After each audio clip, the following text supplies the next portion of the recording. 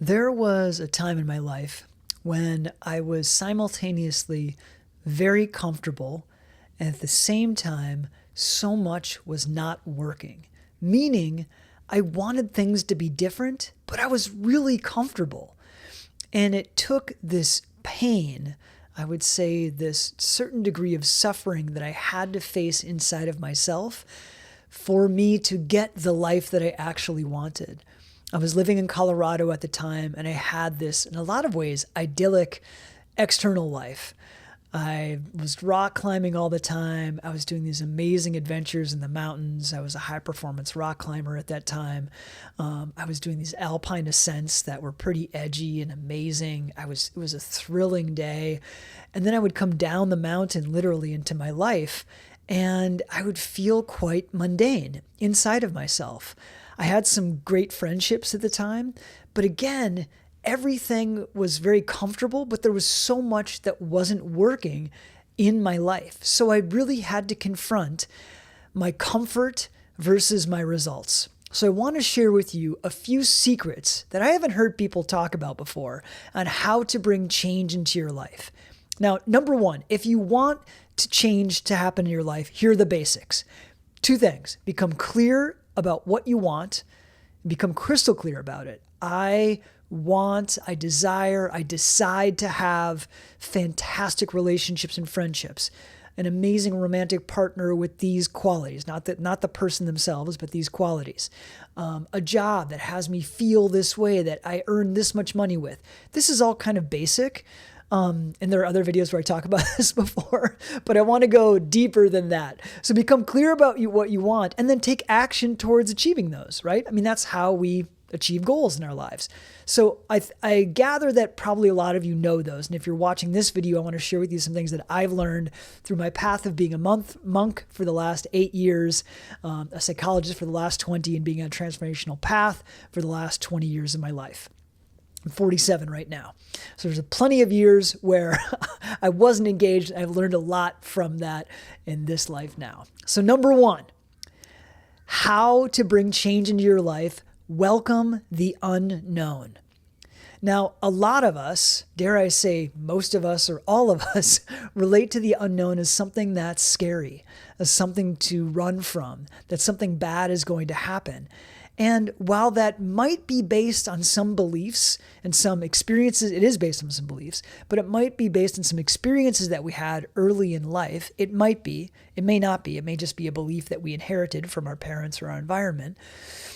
If we start to question that belief, and I would say even challenge it, and start to relate to the unknown as something glorious, that no matter what is about to happen, there is good that can and will come from it. If we create that belief inside of ourselves, notice when the other belief, the limited belief that the unknown is to be something to be afraid of, then everything starts to look like an opportunity. And if we start to create this relationship with the unknown, in that it absolutely is bringing us closer to our goal, then everything comes into a certain context. If we start experiencing setbacks to our goal, maybe that's dates that don't go well if you're looking for a partner. Maybe career-wise, we're not getting the jobs that we want to get, and we're applying for jobs, we're not getting those jobs. Every setback, and this is going to sound kind of cliched, and there's a reason that it is, because it's true. Every setback is an opportunity. Now, here's an example. If we experience a setback and we don't get what we want, what meaning can we make of that? Okay, well, we could look at it as an actual setback, even though it's not. Because, I mean, here's just a simple one. Every setback is an experience and an opportunity to become more emotionally resilient. Why? Because maybe we're not emotionally resilient enough to get the thing that we want, whether that's a certain kind of relationship or a certain type of position. Every position or relationship that is sought after takes emotional resilience. So setbacks are an opportunity to become more emotionally resilient. Just look at it in that lens. So all of this to say, look at the unknown and our relationship to it and welcome the unknown. This is a secret that will bring change in your life more rapidly. Number 2, become aware of the resistance that we have to change and thus our addiction to the familiar. If we are constantly engaged in doing things that are familiar and comfortable to us, then we're only going to get the same kind of results that we've always gotten. Everything that happens in our life, we could relate to it as a result. And if we want to experience different results, i.e. change or transformation, then look at how we are clinging to the familiar, to the comfortable. And we may even be resistant to not being comfortable, right? So look at how we have crutches and how we clutch to these old, tight, worn out clothes, right? How many of us have clothes that are tight, that don't fit anymore, that we've obviously grown out of and keep them? I mean, some of us have like baby clothes that we put on the wall or whatever, especially if you're parents. You probably have other people's clothes, probably not your own though. But so many of us have these beliefs that are tight, that don't fit, that are falling apart. Guys, you probably have those briefs that are falling apart, that are super comfortable. Throw them away. You don't need them anymore. It's a metaphor for your life, right? So look at how we hold on to the familiar. Maybe those are familiar relationships. Maybe that's a familiar position at work in your profession. Look at how we hold on to the familiar and look at how it's comfortable and it creates a certain degree of safety for us, right? Number 3, become more flexible. Okay, this might mean physically being more comfortable because how our mind is a reflection of how our body is and vice versa. Right? So we might become more physically flexible, but that will just be a metaphor for how your mind needs to be and how you need to be to get different results, to experience transformation. Flexibility breeds creativity. So the more flexible that we can be in going a different route and how we drive or walk to work or to the places that we go, the more that we can eat maybe different foods, try different things, hang out with different people, stay up late, get up early, right? Those kinds of things. Do different things that have you become more flexible because this will have you be more creative and think in different ways.